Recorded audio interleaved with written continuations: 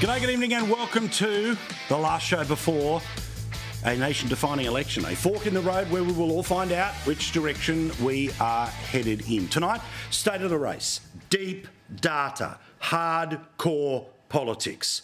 This is about trying to see where the trends are, where they're not, where the fault lines are in all of the different electorates. It's going to get very detailed, but I know you love it, I know you can handle it, and I know we're all looking forward to this thing getting behind us as fast as possible. Now, I've got to say, when it comes to elections, I do have a little bit of a saying that everyone around me gets a little bit bored of saying, and it's a version of a quote that you've heard many times before. But the message is pretty simple.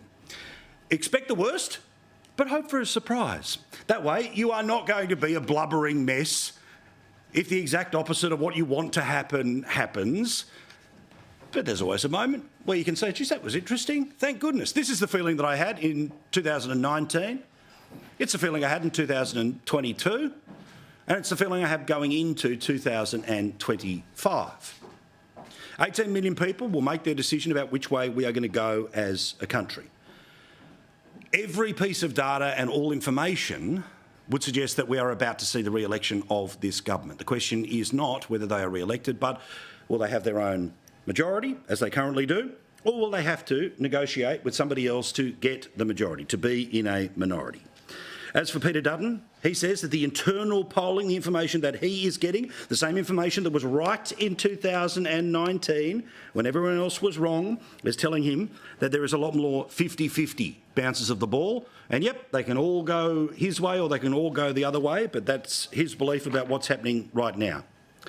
We know that there has been a massive surge in the support for Pauline Hanson and One Nation all over the country.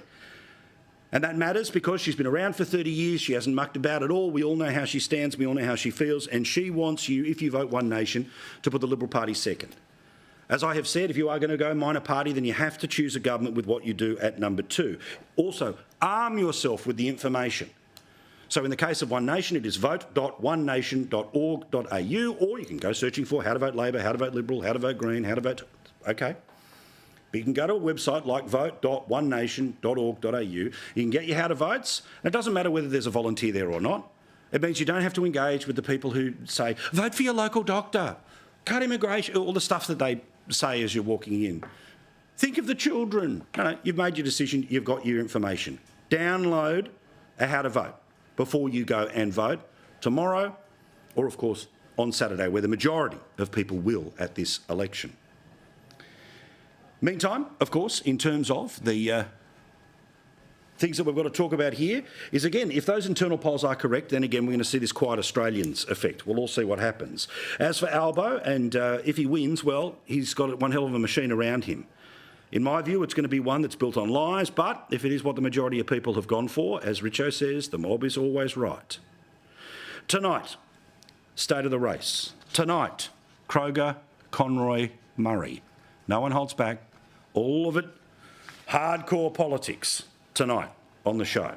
I think we may all not feel great after Saturday, but you'll certainly feel good tonight as we start to get a bit of an indication, including even into the betting markets, about which seats they think are going to be changing at this election. Those blokes in a moment or two's time. All right, as we like to do at the start of each and every show, 2 days to go.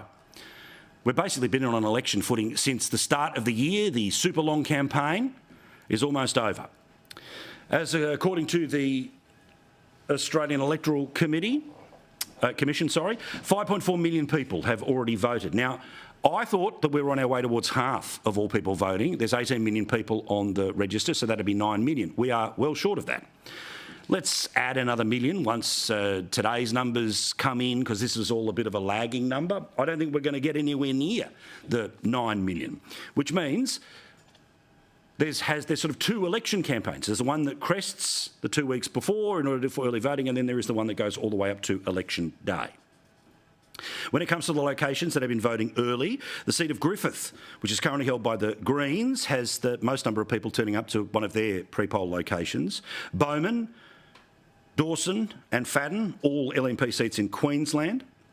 Werriwa, which again, on a good night for Libs is competitive, but whether the polls are correct that things have gone back Labor's way in New South Wales means something's going on there, that there's a certain amount of vote that's being banked there. Maybe people are a bit sick of how many door knocks they are getting. In Flinders, in Victoria, a Liberal Party seat. In Macon, in South Australia, a Labor Party seat. Capricornia in Queensland, as well as Herbert in Queensland, both with the LNP, and Gorton. So it's roughly 50-50, but a little bit more when it comes to the LNP, but certainly massive overrepresentation of Queensland. Who knows which way they are going to vote? Now, there's another little factor here that I need to tell you about, which is there are about 3 million postal votes. Now, these will not be automatically counted on election night. You are able to make sure that it is posted by pardon me, election day, and then, yes, there's a couple of days for the mail to get there, but put simply, you basically have to have it in the mail by Friday, but there's 3 million votes on top of all of those others. So maybe we can start to say about that 9 million number, but the postal number is about 3. Now, the pre-poll votes, they all get counted on Saturday night. The postal votes, some, and then there's that little bit of a lag. Remember, because we live in a bizarre system, there's not a lot of counting. In fact, I don't think there's any counting on the Sunday, but I'll double check for you before I'm done. So we have to wait a few days. So there will be places like previously, Bennelong at the previous election, Herbert a couple of elections ago, although Herbert is certainly a strong LNP territory now with the great Philip Thompson. There, a great hope of the side and a great future. Very much front row performer for the LNP. He's a wonderful bloke. He's turned what was a couple of hundred seat majority for the Labor Party into a big thumping lead for himself. There's no expectation there will be anything but that in and around Townsville.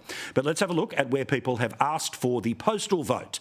Now, this, of course, could be for a whole collection of reasons, but put simply, this is a lot of people, say, nursing homes, disability, meaning they can't go to the polls.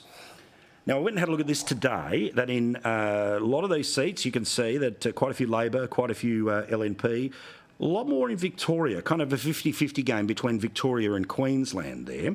You can see that already half of the postal votes in Cornwall, in Bonner, in Dunkley, in Aston have all been returned, along with Deakin and Casey. There's still more than half of the postal vote to come in Blair, in Goldstein, in Fadden and in McEwen. Again, I appreciate that the AEC updates these numbers each and every day. So, again, on election day, we'll have a bit more of a picture about just how much is out there, apart from what has happened early. That, of course, all happens on the day. When you go to the local school, democracy sausage, all the rest of it, that's all on the day. Postal's a little bit of a bleed. After the election, and we'll be able to start to do the numbers on all of that. There are some big and complicated computers that do all of that, which means Tom Connell is able to make the call, and he is best in the business. He shooed away the competition, let's be honest. He has absolutely stepped into his own. He's best in class. He, in my view, is the single reason why you have to be watching Sky News on election night. Now, we have a great panel, and I'll be part of things, and there'll be a great conversation, but Tom and the way that he reads the numbers, he is deeply dispassionate about this stuff, and he hates when I pile the pressure on, but he is that damn good, all right? So he will have all of those calculations in his head.